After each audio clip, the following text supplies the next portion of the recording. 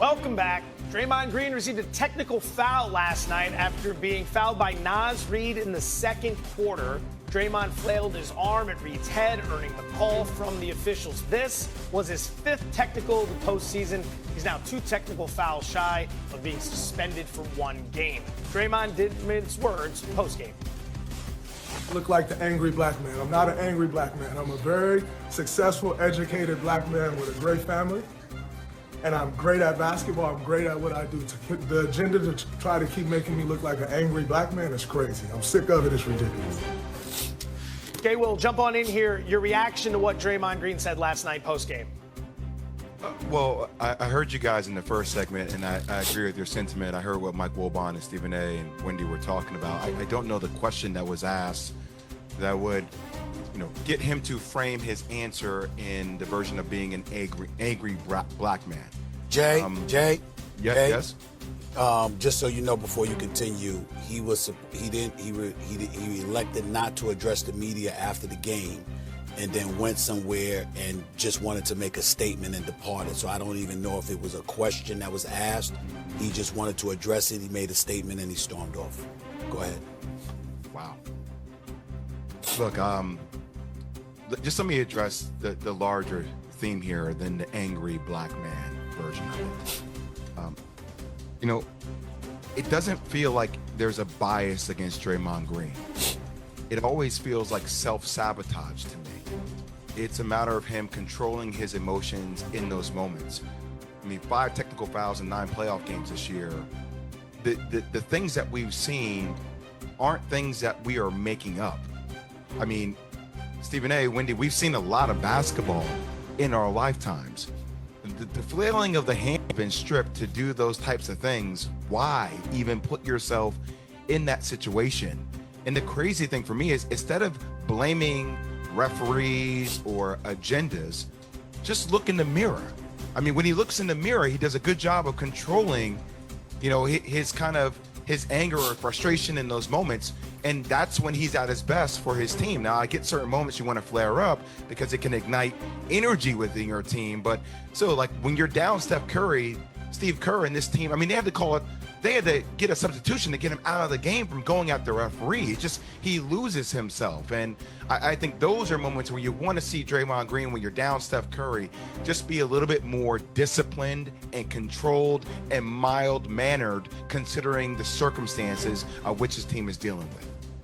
This is a complicated one because he had a fan say something to him in the fourth quarter when he was on the stationary bike trying to stay loose, and the fan was ejected.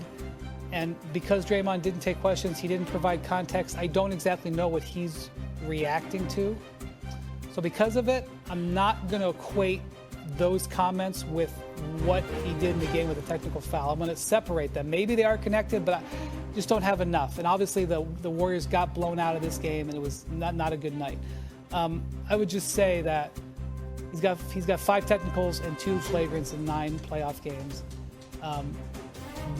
He probably should have more technicals. It was a restraint showed by the referees. By the way, that's a big complaint across the league, that Draymond gets away with stuff after he commits a flagrant and after he commits a technical, and sometimes even after he gets 5 fouls. There's a belief that Draymond actually gets too much leeway. This is not my word. This is what people tell me. They say he gets away with too much stuff because the referees don't want to be the one who ejects him or calls a second flagrant on him, because they know that there's going to be an onslaught. That's a perception of opponents out there, not necessarily my mind.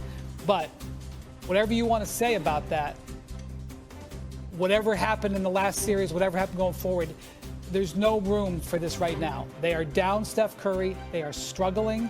Every point for them right now is difficult. They can have no distractions. They are in absolute search mode. Steve Kerr played 14 players in the first half of this game. Don't have to look it up. It's never happened before. It's never happened before in the history of the playoffs, a coach playing 14 players in the first half. They cannot afford this extracurricular stuff from him. He knows it, and he still did it. And that's what the issue with Draymond is in this moment on dealing with the challenges on the court in the situation. Well, I respect where you're coming from, Winnie, and I truly appreciate your perspective. As a black man, he brought up being a black man and how he's being tainted, and let me take it from there. And y'all could leave Jay and Wendy up on the screen while I'm talking because I want to see them. I do not disagree with what Jay said. Do I think that's the whole picture, Jay? No. But there isn't a word that you uttered that I won't stand with you and defend you on, because there does need to be discipline exercised. There does need to be self-control exercised. How do we know this?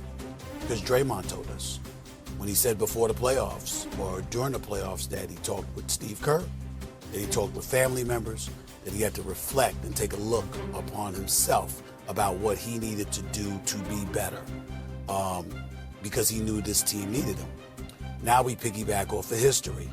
In 2016, Draymond Green, if he does not get suspended for the game because of the accumulation of fouls, when LeBron James threw him to the floor and the NBA gave LeBron James that stimulus package, suspending Draymond Green, okay?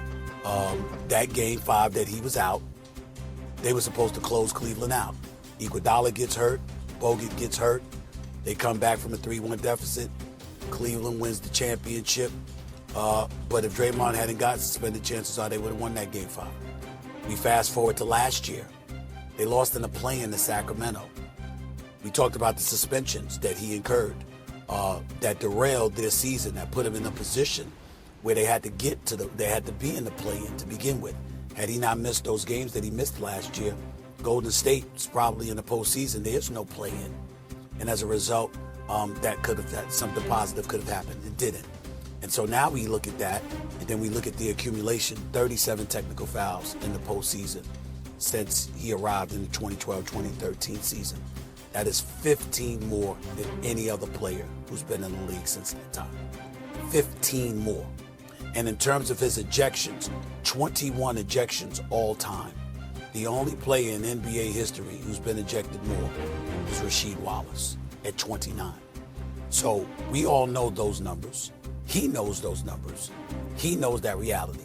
Now, does that absolve some no good individual that's spewing whatever racial epithet he may have spewed at Draymond Green or whatever because the guy got ejected or what have you? No, doesn't excuse that. There's no room for that. And there's plenty of players. Draymond Green ain't the only player that is complaining. LeBron James once had a fan removed from the game. Another fan had to be removed from the game because of Russell Westbrook. There have been a plethora of situations where folks have had to be removed because they think they could come at players any old way they want to, and that is wrong. But even with that being wrong, and we know how wrong that is, and we know what a good man Draymond Green is off the court, his family, his teammates, the organization,